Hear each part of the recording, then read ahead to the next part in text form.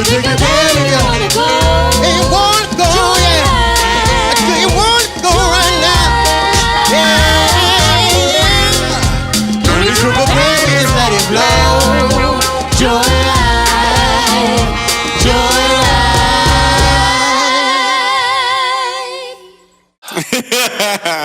Take two. Click. Action. Take two. My name is Sage Lean. I am an ASR 10 and Sonic, the masterful board producer. Yeah. Sage Rock. Classic samples that he dug through the crates himself and found. You know, special. Let's go. When hip hop came into my life, rap music and the culture itself, it really kind of shocked me, man. I felt this level of expression that was different than anything I'd seen, and it spoke to me as an individual more. But in particular, the raw element of the beats.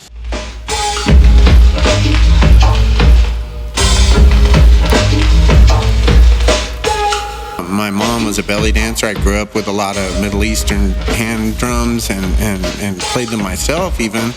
And so I definitely headed down that route. My name's Dorian Crow, and I play the stand-up bass. I had been playing classical music all through, elementary, middle school, high school.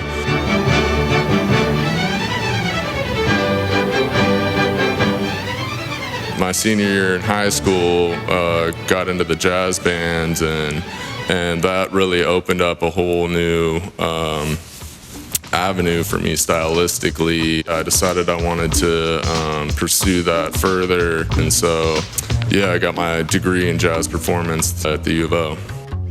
I was gigging constantly through that period too.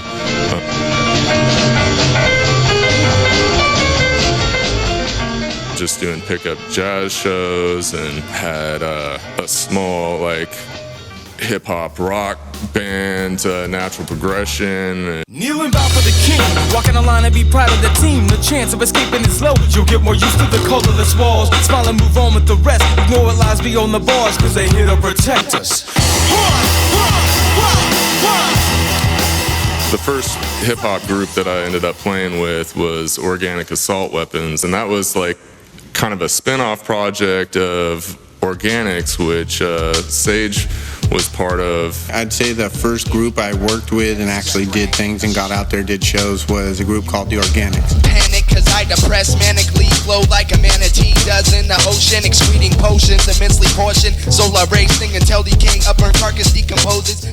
So we got out there and started doing shows at the Wild Hall, the Wild Duck, all kinds of different places. Sean McWilliams, aka Short Round, who was involved with that Organic Assault Weapon project that I was part of. He was also part of the Organics that Sage was in. He introduced us. He's like, yo, you gotta be my buddy.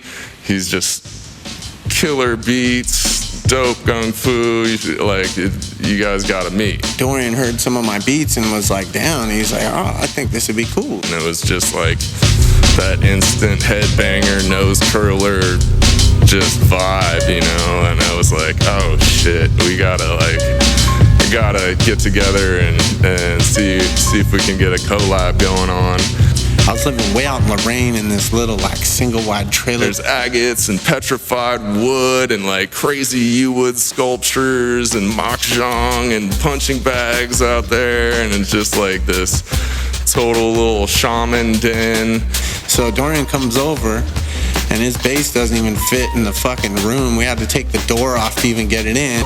Can barely fit the bass in there. The amp's out in the hallway. So I'm playing some beats, pulling in samples from all these Middle Eastern records and jazz records and rock records, and everyone's all different and broken up, all freaky. And I'd start to feel what he was about to do in his bass line, so I'd break it just right, so it landed just right, and he's switching up as I'm doing a break without even looking at each other, and I'm like, oh man. Before we knew it, we had a whole catalog of stuff, and every time I'd roll over there, he'd just be breaking out new beats. And I'm like, endless amounts of beats. Another sick MC locally at the time was Marv Ellis. So I went to a few shows, and he's like talking about forming a band and whatnot.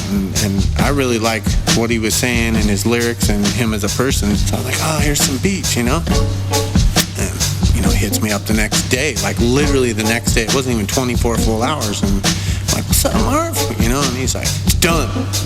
That's all he said, it's done. I'm like, what's he talking about? What? What's done, man? He's out the song. Superhuman, it's done. So we're like, all right, we got something here. So we start, he's like, we gotta do this band, man. I'm marvelous, if you never got it, then get it now. A part of this is just giving you thoughts to figure out. The rawest kid on the block, and I won't simmer down.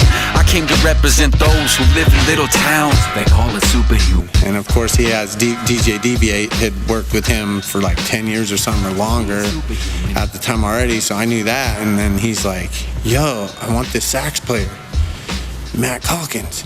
And he just called me up one day and he says, I got this project and I need you. And I said, okay. So I showed up at his house in the woods, and Sage Handrock was out there.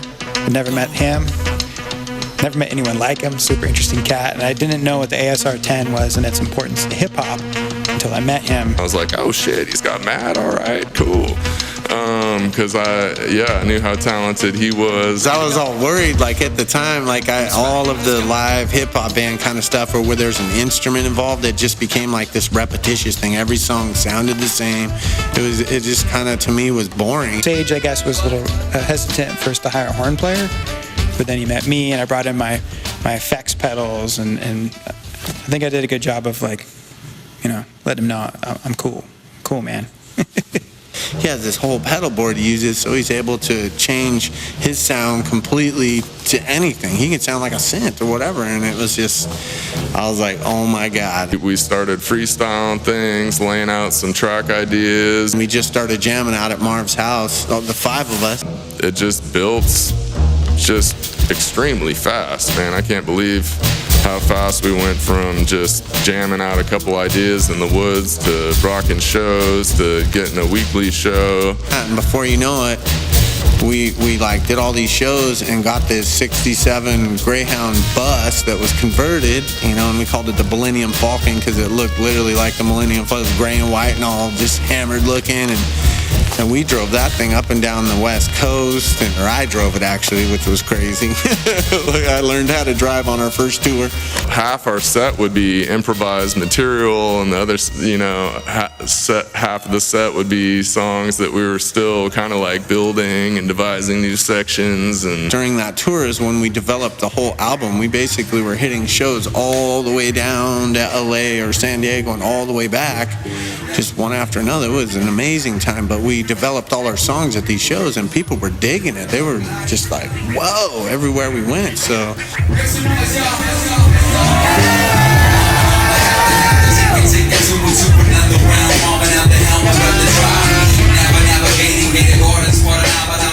yeah, we came back, recorded that, and We Tribe went for years. As the We Tribe group kind of disbanded and we sort of went our separate ways, people had moved to different towns. Like, there was kind of this hiatus, and that's painful for any musician that plays a lot and makes a lot of music. And Sage and I were still hanging out, still playing together, but we were kind of like, you know, figuring out what direction we wanted to go. We still wanted to be collaborating and working together musically. So we first developed the SageCrow. We kind of came up with this idea. We just blended our names in a fun way. Obviously, it's part of our names combined, but once we got to talking about it, it just became apparent that it was sort of more than that. It was sort of this ethereal creature, if you will, this kind of like half man, half crow, half, mystical sage-like being. This hooded crow walking like with the staff. We just kept seeing it like he's this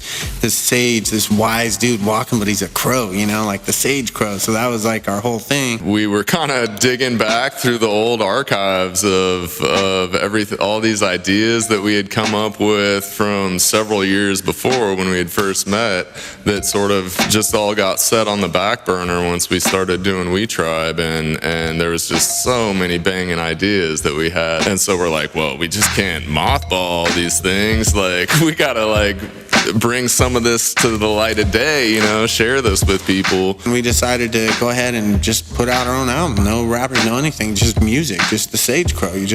Which kind of like, let's get back to our ultimate origins. My homie Sean, who I'd been part of the Verbal Basics group with, he had started up his cider company here in town, Wildcraft Cider, and he was letting us use the space to rehearse, and he was fired up on the sounds we were coming up with, and wanted to help us, you know, create and promote the album. And he came up with the great idea to like put out a little SageCrow cider along with the album release. He's like, well, what if we have like a blackberry cider with, you know, smoked fir needle tips and aged in a, you know, oak tequila barrel. And we're like, that sounds amazing. We released that album with a cider, and that dropped. My good homie from back in elementary school, Morgan Myers, he did a really like fantastic job of sort of like taking the ideas and the imagery that Sage and I were like putting together as far as like the sort of greater meaning of SageCrow, and like really like inking that out for us, and creating this dope imagery that's kind of like the SageCrow stamp. And then, of course, we want to keep going. So what do you do from there? You grow, you know? So naturally, SageCrow 3, which is actually kind of like SageCrow 2, but it's the three of us, so it's SageCrow 3. We just said, hey, Scoot, like, we got all this material from back when we were just non-stop every Thursday at your house, you know, in the studio. Let's develop it. Let's take it further. We came here to take you on a journey to a place where we can't escape. On the ride, mentally going down this space. To a memory you living at your mama house. To the first time you asked what it's all about. To the thought of trying to find your purpose in life. Past the regrets you felt when you passed up advice. To the mountain that we face what we gotta climb. We all do what we can do until we out of time. Michael Kay, aka Scoob. Michael Kay, I'm back in the mix. Immaculate hits that's cracking like I'm packing a whip. I rap for the hoods, rap for the goods, rap in the city, plus I rap in the woods. Oh, I always knew I was gonna be a performer. I knew I was gonna be an artist. It really kicked off when I first saw Michael Jackson. I got the Michael Jackson Thriller record, and I saw the Motown 25 joint, and I was like, oh yeah, that's me. It was in the 80s, but then once it transitioned late 80s, early 90s, it was like the New Jack Swing era. So it was like New Edition and Belle Biv DeVoe. And so we would learn all those dances. And then eventually we got to this point where like Belle Biv DeVoe had like a little mini Belle Biv DeVoe crew called ABC, Another Bad Creation. So when I saw the little kids singing and dancing and rapping, it showed me that it was possible, even as a kid, to do that. So I actually came up first as a dancer. And then coming to Eugene, it was so different than where I grew up in Tacoma. There was like 2 other black kids in the whole school. You know, I got called nigger for the first time. Like, it was mind-boggling. I was kind of drowning a little bit. In my apartment complex, this dude named Turtle B was like, can you rap? I'm like, sure. It's like, hey, I'm gonna have the homie Lorenzo help you write a rap, and we got a show in a couple weeks. I'm like, cool. He took me over to what was called the Bakery, which was another teenage kid, Big Baloo, the Sasquatch. That's where I met Short Round and Nami. We would do our dance routines and then mix that with the rapping. It gave me this feeling like it pulled me out of drowning. And so I never turned back. Not too long after that, when I was like 14, I went to this celebration we had here in the city called the Eugene Celebration. Big Baloo set up, some mics and a DJ set in the middle of the Eugene Celebration.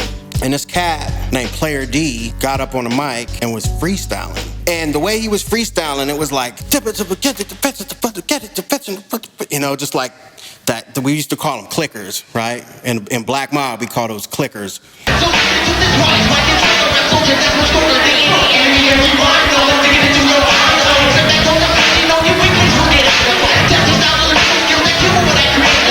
There weren't too many like really strong crews. Another strong crew at the time was Black Mob Family, and they were killing it. And they're some of the sickest rappers, beatnik, all of it. That's Player D. Player D this day. One of the co-founders and OG members of Black Mob. Black Mob Family in Eugene was like the Eugene Wu-Tang, of the early 90s. They were another huge kind of influence. Abdul, his older brother passed away like years back, but his older brother was old school Eugene hip hop, like some of the earliest hip hop crews.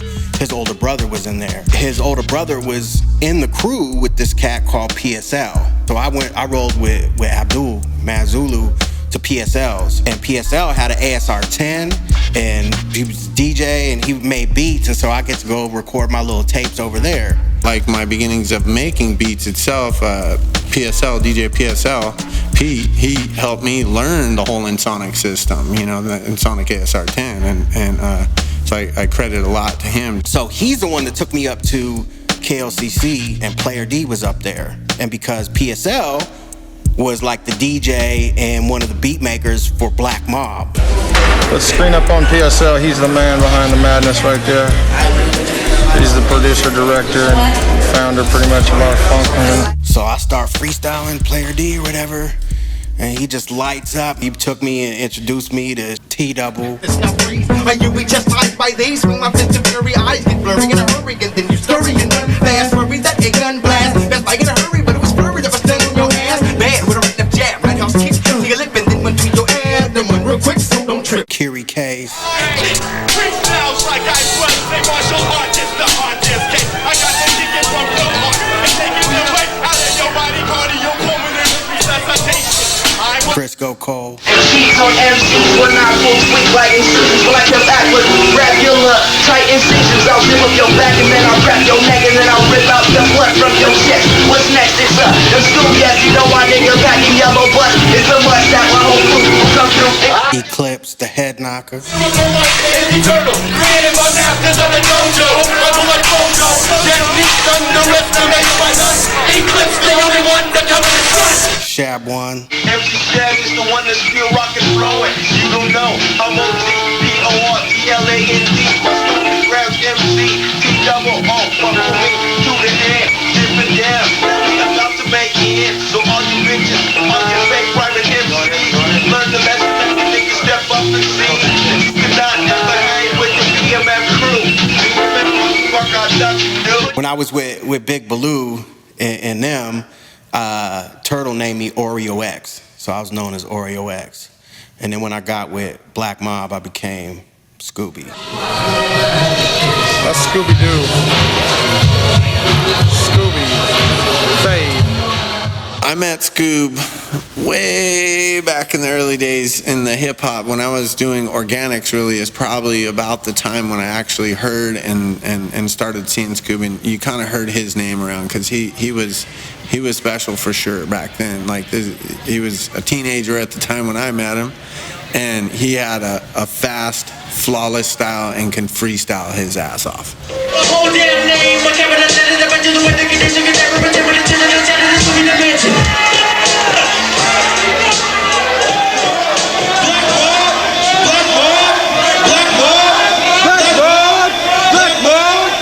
And he was rolling with Black Mob pretty hard back then when I met him, so it was almost like, and back then we were all pretty true to our crews, so it's like you see somebody you kind of wish you could work with, but you probably think you're not going to get to, so there was a lot of that feeling for me, but he was the homie and knew all my friends. I reconnected with Short Round, who I used to do the dance routines and rap with back when I was 13 at the bakery, and he was like, hey, I know this producer named Sage. He's got these just raw, just dirty beats. Like, you should come over and you know what I'm saying, meet Sage.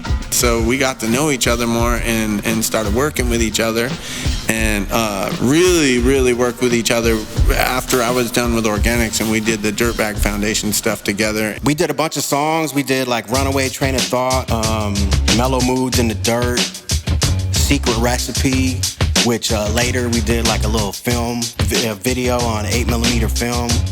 And that was hot. You know, I don't know how many words he said in 2 verses, but it had to be more than I can think of right now. It was so fast. It was so rad, man. I'm like, The other level of making hits. Apparent that I'm staring at taking ship. I'm pouring expression through my fingertip onto the paper. No cable vapors, fall through the chemistry. Poetic original, bring the spiritual supremacy. Mind talking while walking with cool telepathy. Subliminal vibration is stirring up in the recipe. And then we started rocking shows as Dirtbag. Dylan Cause was a graph artist in town who was a part of Dirtbag. He's the one like drew like a lot of the artwork. And then we started doing these shows, opening up for everybody who came through. You know, Black Delicious, The Coup, Black Eyed Peas. And so that's how I first connected with Sage. This is like 97, 98. Ultimately, through all these years of knowing one another, then came way back together. More recently, obviously, with like I said, with Dorian and myself, and really like, yo, let's get serious and do something. Because I've watched his career and what he's done on his own, and it's just always been impressive. You know, just straight up impressive. Just ultimately a badass motherfucker, you know what I mean? Sage moved back into town and hit me up like out of the blue, like, come out to the house. I was like, all right, cool, I'll come out to the house. You know, went up in the little studio and he was like, listen to this.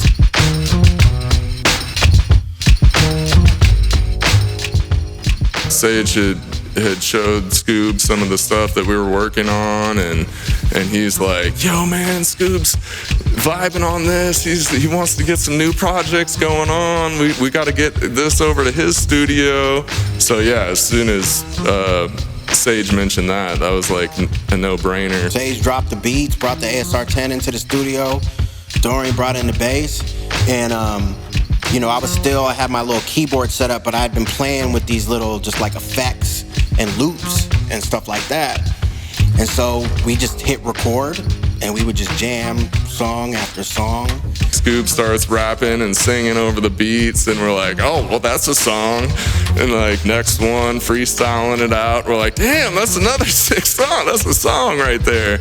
In that process of jamming and just all freestyle, you know, it would be little stuff like, you know, because you just, whatever comes, you know, it'd be like, da-ba-da-da, da-ba-da-da-da, and with the little looper, loop that and like start cranking the effects up.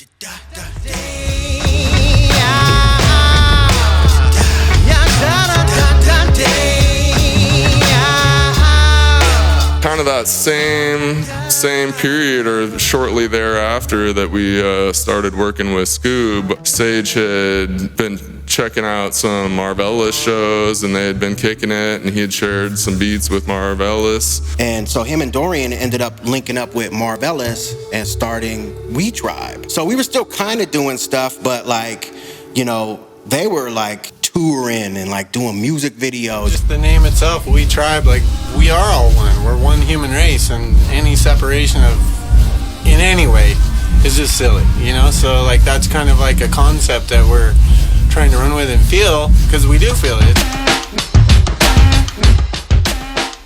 I started coming down to the granary and getting on and doing what I do with the freestyling. As they started to grow, I started to do more and more, where they'd invite me to come in and do like a song at shows or whatever. How I remember, Michael Kay was there one day, like maybe the previous rehearsal, somebody's like, yo, we should get Scoob on this. He's gonna be dope. I'm like, cool. And I didn't know Michael Kay.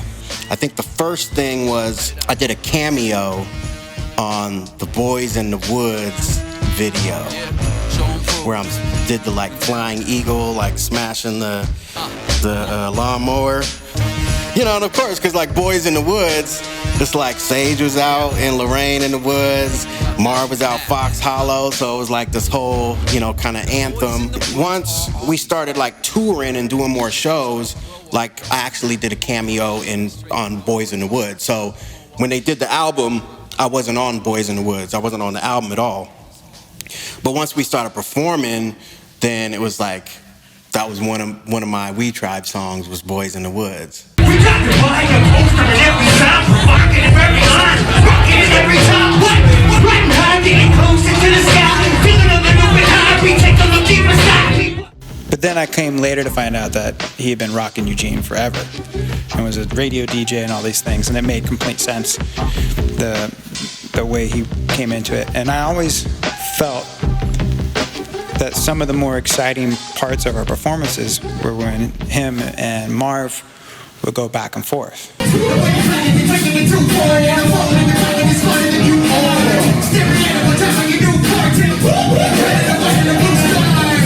panic, just breathe a minute. You can circle away this volcano things, but don't damage. Relax, be larger than life, all in it, and hit it with the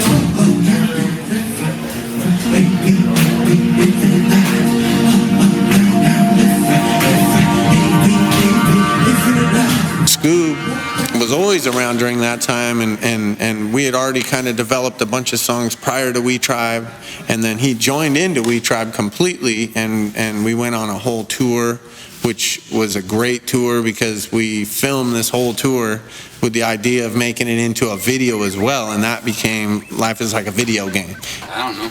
It's like a video game. Half of the songs we'd come up with, half of them we would just freestyle, and that's where we came up also with Infinite Lives. Life's like a video game. Okay. This sort of became the anthem of the This Is We tour. It's not what you make, but how you make it. Fried up or bake it. Take your information and relay it. And it's not what you want, but how you got there on your journey. If you profit from learning, if you kept the wheels turning. It's not what you make, but how you make it. Fried up or bake it. Take your information and relay it. It's not what you want, but how you got there on your journey. If you profited from learning, if you kept the wheels turning. Yeah, this game is hard. It's called life and we can't afford to waste another minute, so we stay on tour. Like it's a video game, yeah, we playing on it. My life's like a video game. A video game. A video game. Sometimes my life's like a video game. A video game. A video game. Sometimes this life's like a video game. A video game. A video game. Sometimes our life's like a video game. A video game. A video game. That's why if you listen to the SageCrow 3 album on Space to Breathe, I said, I remember the time that I first band up. I couldn't wait to pack up in a mad rush. Grab the camera, hop in the back of that bus. City to city, ready to mad crush. Any mic in my path, I'd turn it to sand dust. You heard the tribe did it, guess what? That's us.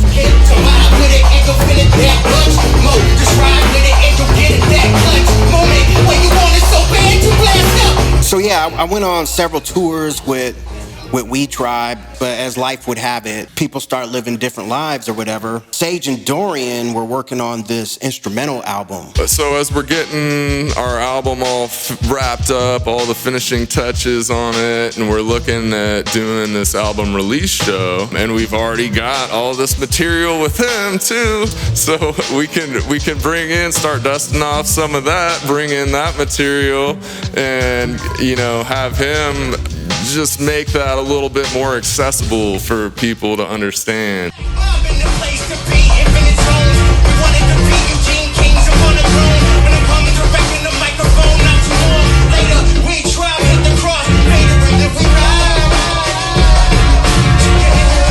So we brought Scoob in for the album release show, which went real well, and then we're like, well, we're already like doing this and that. What about all those tracks we had with Scoob back in the day? We can't leave those by the wayside either. We just said, hey Scoob, like we got all this material from back when we were just nonstop every Thursday at your house, in the studio. Let's develop it. Let's take it further. We kind of got to work, and this time at Scoob's new studio, well, kind of a studio. Studio / bedroom.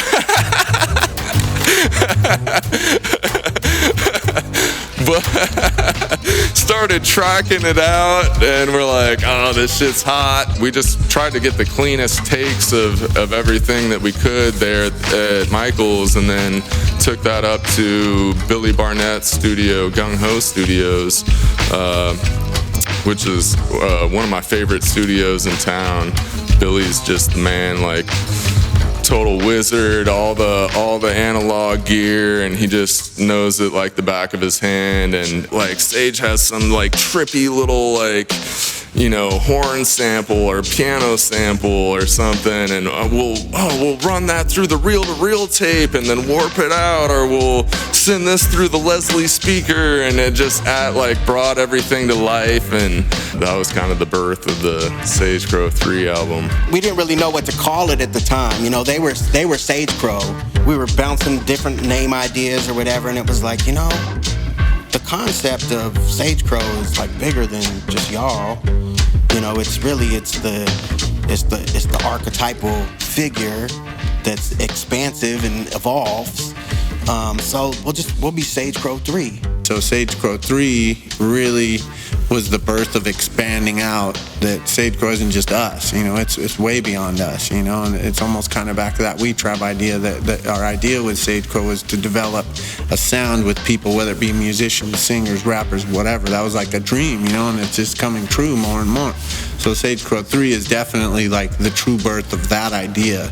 And Scoob, his lyrics are fire, takes you on journeys, stories, funny at times, like just elated energy. So it was perfect, and it was kind of like a completion of a journey too, because we really developed and started the whole SageCrow sound with him, and then We Tribe happened, and it kind of pulled us away from finalizing that project. So it's really, it's deep in our hearts to finally get that out for people to hear it, because it was so powerful for us in developing the way we do our music, you know? So we decided to name SageCrow 3, the EP, SageCrow 3. Just like the first one is just SageCrow.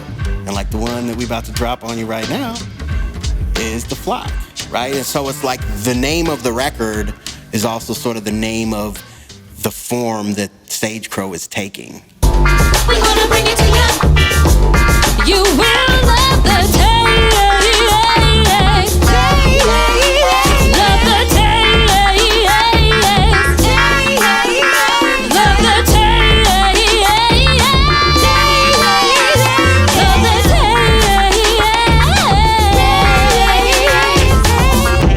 We gonna give it to you. Part of the problem with the situation in Eugene, in my view, and why the music industry is so latent, if not non-existent, is because there's all these different fragmented pieces and all these different skills and things that people know and things that they're good at, but they're all in these pockets of isolation. If we begin to come together and form a strong collective and bring all of our skills and talents and ideas to the table and use them to the mutual benefit of one another, I'm absolutely positive that we'll start to see this ship take off. At Wildcraft, they let me do a monthly called The Network. And I'd get up there and I would just kind of talk about different concepts of networking and music business. I think it was the second network event, we met this woman named Shay. Wonderful woman with lots of great ideas. Had this idea to develop this show, like almost like a small desk series, but different, you know, like where she just wanted to really showcase local artists. She was vibing on the SageCrow sound and wanted to get us in there to do a video shoot. We were like, hey, let us be your guinea pig. We can, as you develop your idea, whatever, we'll come in, we'll be there, you know, we'll do it. From the minute I came into the door, kept it roll, had them on the dance floor like they up in the dance hall. Like Shakespeare and he ain't gonna romance y'all with some poetry emotion. This is the chance, y'all, to be a part of the We Tribe. That's called the We. Here's the jam, just taking the branch off like NASA, baby, and we ready to blast off. Come choose what we do, we taking the mask off, yeah. So basically from there, Shay had another great idea. She had this idea of almost like a super band or a collaborative band where, because she was working with so many artists in town, different bands, different single artists, and what if I could get them all together, just like the best of each one? I think it was just like all four of us being in the rehearsal space together and really just collaborating and talking about other ways to build upon the original sound of SageCrow 3 to begin with. That was sort of the seed of this kind of bigger collective group that would come to be called the SageCrow Flock. And so it was just a matter of reaching out to a variety of different musicians. Ben Sharf on keys, John Mambira on percussion, Matt Calkins on saxophone, Samira Labi from Soul Vibrator, who's an amazing vocalist, lead singer, Rati from Rati D, who's also another extremely talented vocalist, Joy LaFleur, the fabulous Joy LaFleur, who's a spoken word poet here in Eugene, and then Marcus Holloway, aka M5. I go by M55. I'm originally from Georgia, was in the military for a little bit. Now I'm out here on the West Coast. I have to say, maybe I was always an artist. I didn't see it until I actually moved out here on the West Coast, and I was going through a lot of healing at the time and a lot of isolation as well. And isolation kind of forced me to really look inside myself and find something to do. And it so happened just to turn into poetry, and that poetry turned into going to open mics, and I got a lot of validation from the open mics early on that this is something I may really want to consider. And from there, I met Rati and JR, started doing music. Yeah, this place said Karma's back, and she's mad, she's about to snap. Don't watch the news, cause it's a trap. They feed on vibes like it's a snack, and they run you lies like it's a track. But I'ma hype that shit to the quarterback, because they prey on the poor, white and black. But Karma gets the last score and the last laugh. The first time I met M5 Vibe was at the network. I'm meeting so many people that I haven't met since I've been in Eugene that I didn't even know was into the hip hop or into the industry. I'm meeting them here. And it pulled me, and I'm like, oh, this is going on. Like, this is a great place to meet people, and it's great. I met Ben, that's where he did Extraterrestrial. Had to switch sides from daylight. Heart now blacker than midnight. Heart now colder and I'm never getting closer. You bust your ass stepping on this black guy, split your ass. I'ma do it big in my next life. Don't cry, I'ma do a jig at the finish line. And I'ma take a swig at the finest wine. And post it on the gram if you think I'm lying. And I live in your Neptune. You say this planet upsets you. I think you think that you're special, cause you're extraterrestrial. Come and shoot out your bedroom. Ain't made it, but you'll be there soon. Use the stars as a vessel. Don't you know who you next to? Huh? My name is Rati D. A lot of people know me by Claire Ratizu Dangarembo Morgan, but I go by Rati D, and I'm a singer and songwriter, as well as a dancer and a mother. I met M5 through JR, and JR is my husband, as well as partner in the Not Applicable group. So I just told him, I talk a lot. So I was like, yo, JR, I have this song, but then I need a spoken word artist. I don't even know where I'm going to find the sound that I'm looking for. And then, a few months later, JR comes home. He says, Rati, I think I found him. And I said, okay, show me, tell me more. And then he showed me a video of M5, and I was like, yes, this is the one. And then he came over, in the next few days, and we just started jamming. I shared some hooks that I had, and he was vibing with them. And then we just started working together, and we called ourselves Not Applicable because we felt like we didn't really fit in any box. People try to make us fit in boxes, but never really works with us. We're not applicable, not applicable. We're not applicable, not applicable, not applicable. I grew up in a very musical home where my dad played a lot of music, and I was also always in the choir, and I just loved singing. I then got a big break, and I started working with an a cappella group, and we traveled in Europe, and the following year I met with Bongo Love, and John Mambira was the leader of that band, and they asked me to do backing vocals for their 4th album called Bongo Love, self-titled, and I said yes because this is Bongo Love, and we'd heard that they traveled to the United States to do shows and tours and stuff.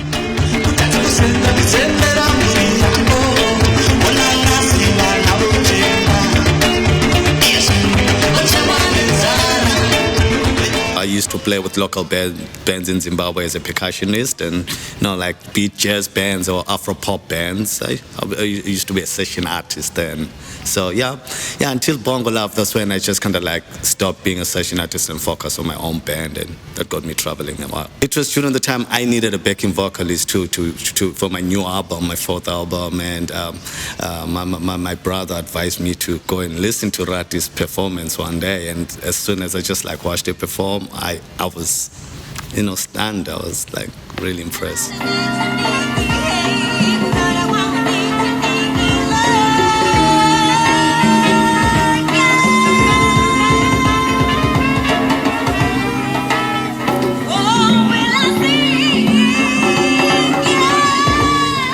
Particularly impressed with her singing voice and her ability to rap. I hate to use this comparison, but to me, she was like a Lauryn Hill.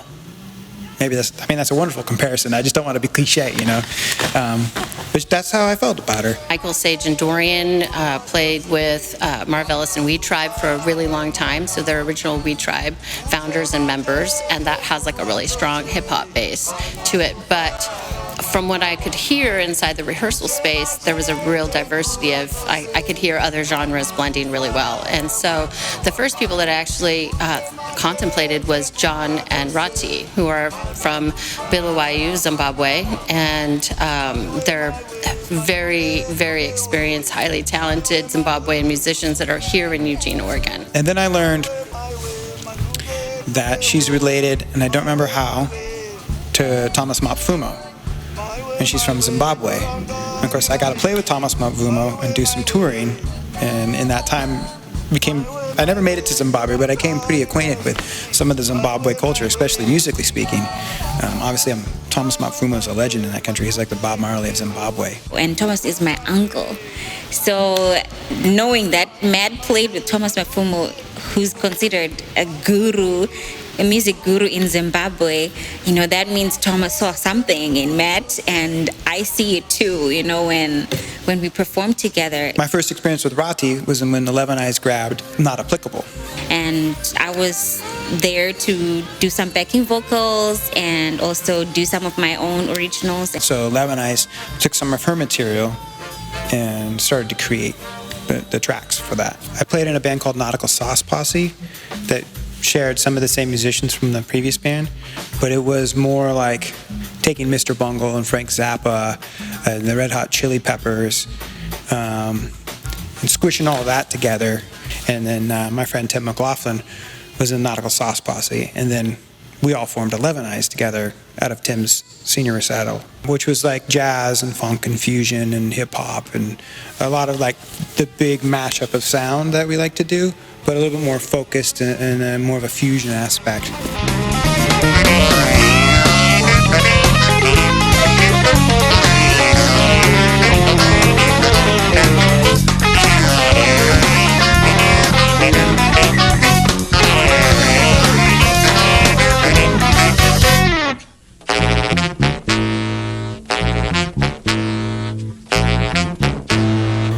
Then 11 Eyes lost our guitar player that we'd had for a long time.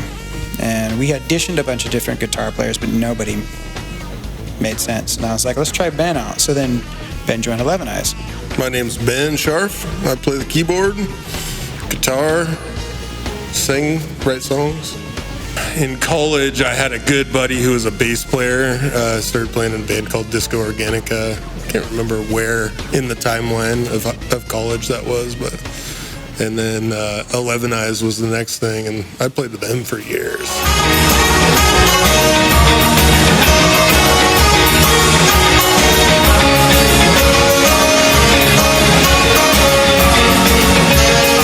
I once worked with a funk band called 11 Eyes, and Ben was the keyboard player in that band.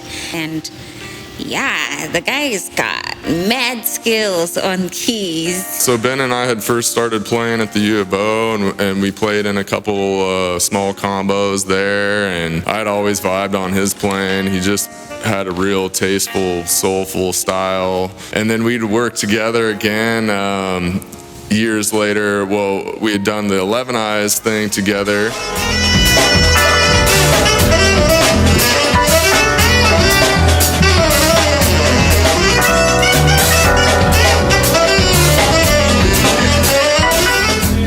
Well, I've got kind of a weird combination because I come from this schooled music, like classical and jazz theory, you know, technical music stuff. And then I also have this, I play acoustic guitar and have kind of come up in some of the Americana traditions too. And I've also played in a couple of different hip hop bands now, so I played in gospel bands, and so it's like pretty eclectic and all around. Ben Sharf, who is just so talented as a keyboard player and a vocalist. So the idea of like also bringing in additional male vocals with Michael Kay, who's an incredibly talented vocalist, freestyle artist who has a wide range, not just as a freestyle rap artist, but also as a vocalist and singer. We were performing at the Whitaker Block Party. It was me, Sage, Dorian, Matt was with us, and Emily Jensen. We kind of did a little bit like early in the evening, like light, it was still light out. And after us, Soul Vibrator went on, and in particular, I remember seeing Samira. The sound of Soul Vibrator is like, it's definitely got the funk, it's definitely got like the hip hop, it's got some jazz vibes. It's really, I usually like to call it funk fusion. We want you to feel it. So dive right in. Feel the funky motion. You gotta shake that. Oh my gosh. I was with JR and I was like, I need to know her more. I need to perform with her. She's a force to be reckoned with, and I'm very much inspired by how she just steps out and does her thing. And she's totally like, it's totally different when you came to her in person. When she's on stage, she's like a fireball, and very inspirational to me as a female artist, you know, to be able to have confidence in what you do. So watching her is always a pleasure because I learn a lot. Yeah. I say that I'm a singer, but I'm really a performer. I don't just sing on stage. I've done back bends, I do the splits, I'm jumping with the crowd, I go into the crowd, I start dance circles. I'm really like interacting with the people, and at the same time that I'm interacting with the audience, I interact with my bandmates. She's kind of shocking, you know, she's sweet and nice, but then grabs that mic and the sound and energy that comes out of her, how is that coming out of her, man? Like, you know, like it blows you away every time. It's just like, just beautiful. It's intense. I think women's voices are critical especially for women's voices to be heard, and also for them to be supported and taking, you know, a lead role in any band. And often you'll see, you know, a single female lead vocalist, but to see two women really taking a strong collaborative, like they're so generous. Rati and Samira are so generous with each other. And then you have Michael, who's also a lead vocalist, and seeing them all together, really sharing that stage and that spotlight, I think is really important. And then with M5 contributing as well, and Jorah LaFleur. My name is Jorah LaFleur, and I'm a spoken word artist. Plant, harvest, decay, death. She treasures pleasure and pain as one and the same. Sun shines through rain, and she bears the birth of color arcing. Green eyes sparking fire, her desire is a well too deep to keep full. Running dry, her blue eyes cry universal wishes until splishes and splashes refill dust to ashes. She passes with practiced skill through heaven's earthly gates, never hesitates to stride onward. Words on her tongue tip scales as bird ballads pale in comparison. Along fault lines she dances, deer-like prances past pride's perilous pitfalls. You don't meet too many people in general that have that kind of, I don't want to say control, but that level of just her words and expression, the ideas, the pictures that develop. She even ran the poetry slam for so many years. I don't even remember exactly how many years. I've been hosting this event since about 2005 now. Time goes fast. During the very birthing time, she was out at my house when like Dorian would be out there at times, you know. We were like homies, so she was there watching the SageCrow develop in its like tiniest moment of a seed, man. I first met Sage through Marv, through our shared brother, Marv Ellis. I don't even think they were quite working together yet at that time. But I know I think I was at a birthday party at Marv's house, and Sage was there, and we ended up, like, we danced a whole bunch. Like, we were both just like, because we both kind of share the quality of sometimes being like Labrador people, like, oh, I'm just so happy to be here, you know? And we're just like, ended up bouncing around a room, dancing a whole bunch, and then it was like one of those, like, did we just become friends? Like, it just was pretty instant, so. She has an incredible stage presence, and she has like a way of like really digesting what the lyrics of all of the songs are about, and then translating it in a way through spoken word that I think is really interesting. It's one of my favorite things is to hear spoken word backed by instrumentals. It's really cool to work in a setting where every member of the group has a pretty strong professional artistic foundation, and is still working with other projects, and so there's that feeling of something that is very genuinely collaborative going on, but each person coming to the table is already really strongly pillared. From the moment I heard Sage, Michael, and Dorian perform inside the studio, I had a very huge gut instinct that something powerful had just happened.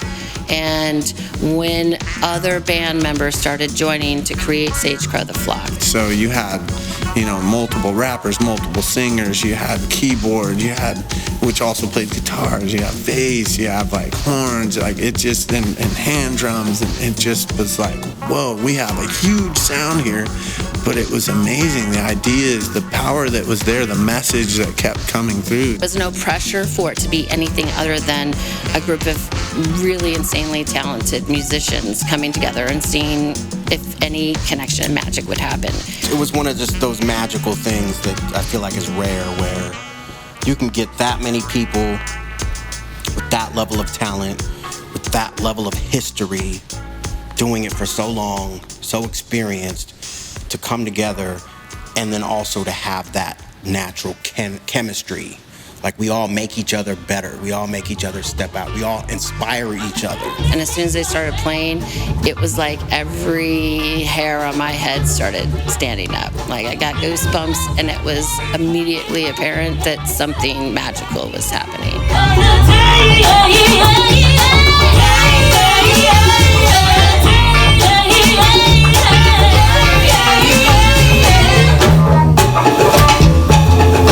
Right around that time, I had been approached, Studio 541 had been approached to be a part of the annual Tokes and Treats event that Sugar Top Buttery, a local cannabis entity here in Eugene, and they had secured the motet, which is an incredible, they tour all over, it was a very, very popular band, and the owners of Sugar Top Buttery came to me and asked what I thought and who would be a good pairing with them. And I said, well, there's this collaboration band that's being developed right now in the studio. All of these incredible diversity of musicians are coming together and building this new sound.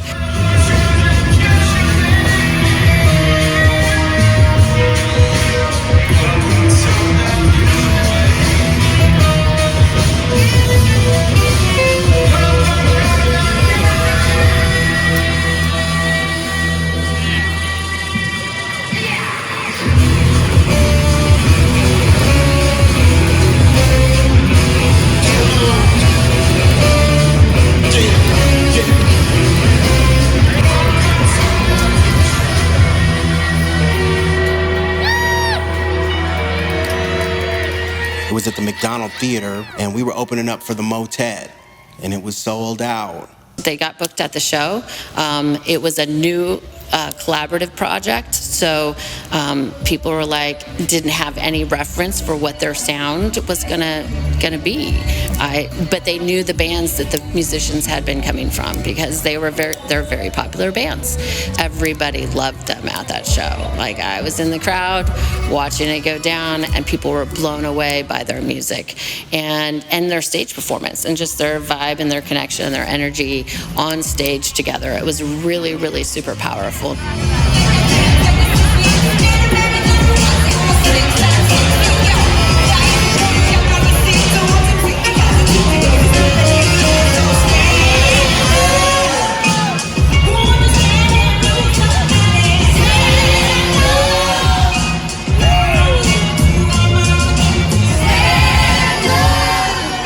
From there, they have played every big show that Eugene has to offer in less than a year. Medusa was invited up here from Project Blow down in LA Underground. Medusa, the gangster goddess, who's considered the West Coast queen of underground hip hop. She's phenomenal. She came up for the annual Mardi Gras ball. I was listening to Medusa when it was just tape days even. She was straight up my favorite female MC on the planet. She blew my mind lyrically, but seeing her live, she holds it down. Like, she commands a presence, and it's like the gangsta goddess. I had sent her the tracks of SageCrow's original music, and she was really into their sound. I love it. That shit right there is right up my alley. That fucking That's dope. I love that, man. Okay. That's exciting. They had some of her tracks that they adapted in a very short turnaround. Now they line it up in the door, it's me they wanna see. Choking the mic out between the kick and the bass. You either want the whole experience or you leave with just a taste. I'd rather give you your money back, Ninja, if that's the case. Rockin' so hard up in here, we got to catch a case. When I rock, smoking, got the whole roof open, straight on hotbox. That's why arenas packed with different people, cause when I rock, smoking, got the whole room open, straight on hotbox. That's why arenas packed with different people, cause when I rock. We literally had 2 rehearsals with her, developed multiple songs of hers.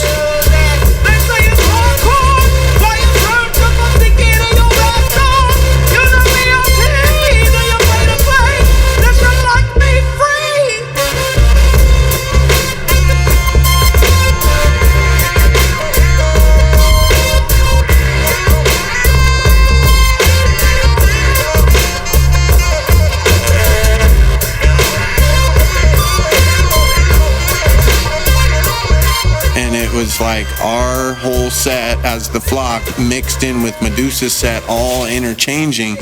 With weed, zigzag, light a bit in the pad. I guess I got the underground kid in hand. My head looking bad. I'm dipping in the creamy 6-4, stabbing down 8th ass.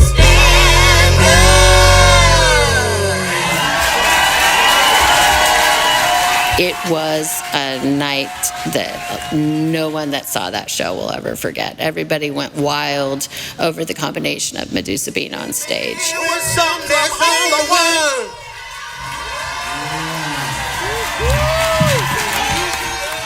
Shay's persistence obviously worked. It worked really well. And she kept getting us really cool gigs.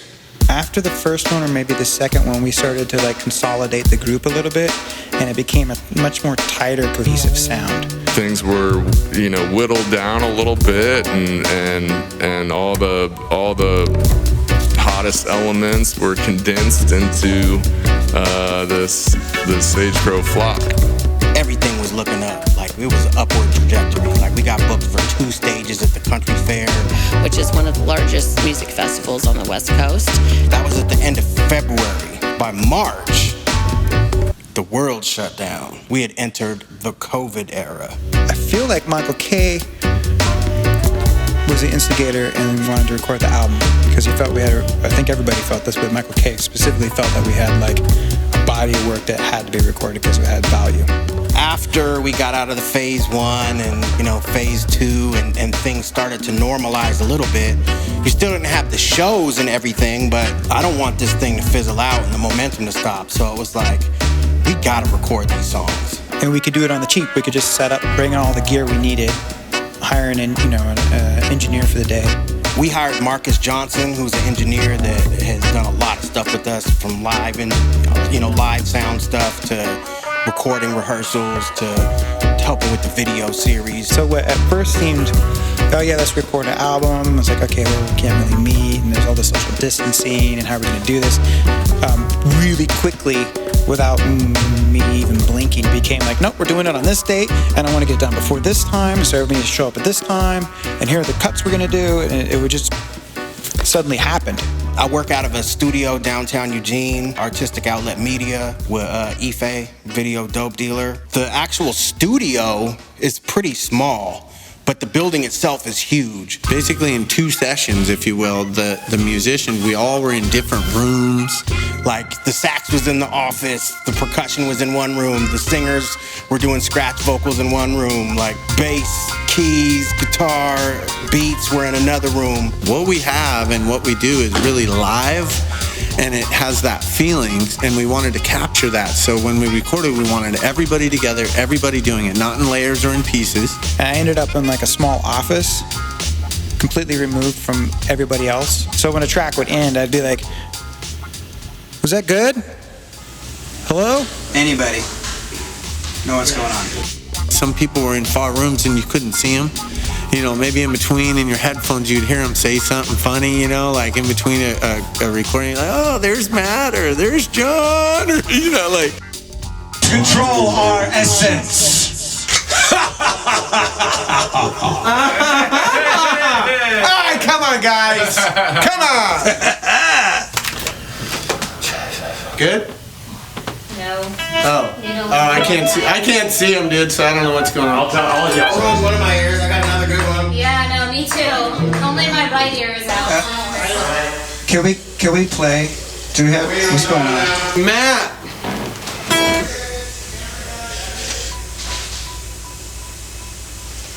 I just picked my nose on camera. Fuck.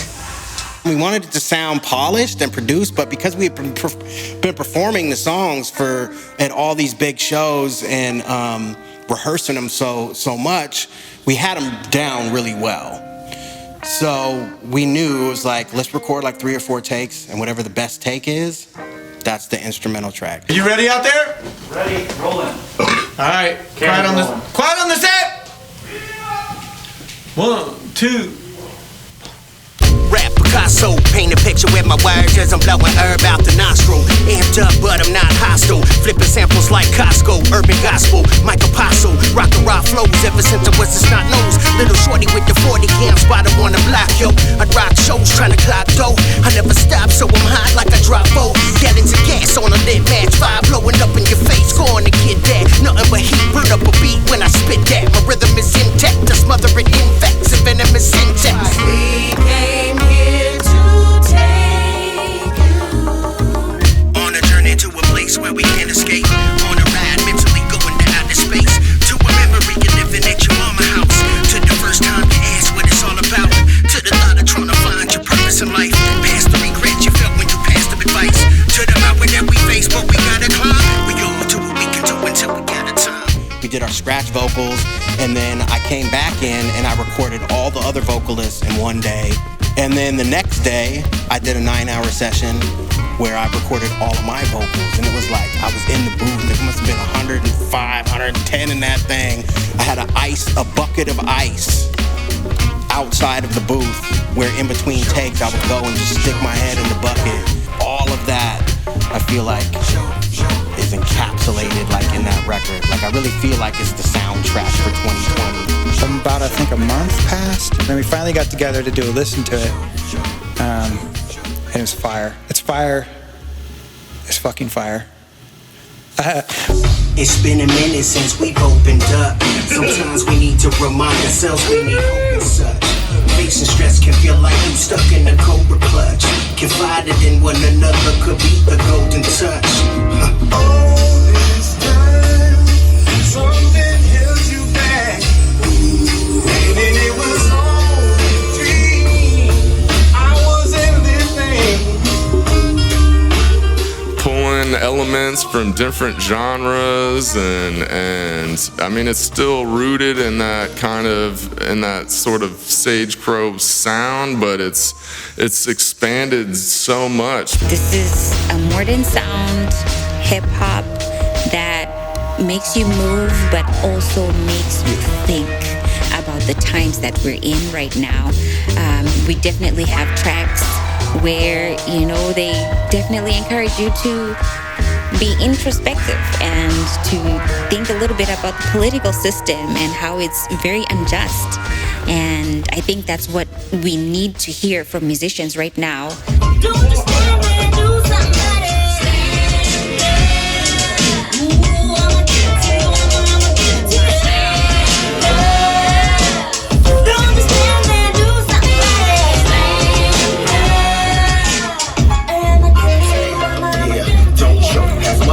I'd like to quote Nina Simone. She said that if you're a musician, you need to speak about the times that you're in. You have to be a musician in that time.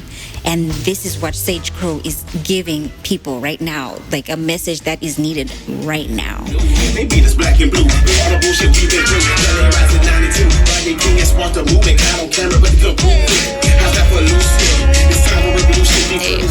What they talk about in their music is really relevant to what's happening now in our current times and what the lived experiences are of the people that make up the band. And it's one of the most diverse bands as well. I mean, it's very rare to see that many strong vocalists, and vocalists of color especially, representing on the stage. Yeah, people should be blown away, man. I'm blown away myself. I've listened to so many albums. I'm not just being biased because I was part of this album. It's just like generally speaking as an artist, man. It's just because it's a melting pot for everything that you would want to hear. So this album will catch every ear, be it you love hip-hop, do you love Afro-pop, do you love jazz, do you love any kind of fusion that you think. So this album has everything for any fan that you might imagine. So people gotta watch out for this one for sure. Jorah LaFleur added an introduction to one of my favorite tracks on the album, Welcome to the Future. Words in time, writing already written lines in the eternal journal of memories not yet created. Let's see. They can really expect something very universal. They can expect something very universal, like live instruments, like great lyricism, great subject matter. Going live on your satellite station. Hot old pilot gonna run into a new destination. Yeah, I dreamt about a college, but I got education from an OG with a goatee in a foreign location. You said I knew this day would come. You was in the constellations. You was sent back from the future. Your bloodline is ancient of it. And I think it's a good representation of everybody's ideas coming together, and I also think it's really influencing for the time that we're in. I know that some of the songs, they're very, they celebrate other types of culture. We gonna bring it to ya. You will love the taste. Yeah. Nyangena lang ya bucheng sila. I made a show, I'm a good step. I'm repping girls rap. Here we go, get us try to figure out who we are. No, you can't catch us. Niggas the vibe, gotta keep it tight. News on your city, you drive it all night. Yeah. Niggas the vibe, gotta keep it tight. News on your city, you drive it all night. Yeah. We also celebrate life in the album, so it's a full package. It's a full package for sure. We have songs that you could be like, oh, well, that's the reggae version of hip hop, or that's like the funk soul version of it, or this one's almost like pop. So it's a ride. I'd say you can expect from this album. It's a journey that you can, just when you think you get it, you're already turning down a different road and didn't expect that. But I think it's very much like a highlight of each individual character in the group. That's cool. It's a cool mishmash of this collaboration. Everyone's just like you and me, struggling every day, fear and pride.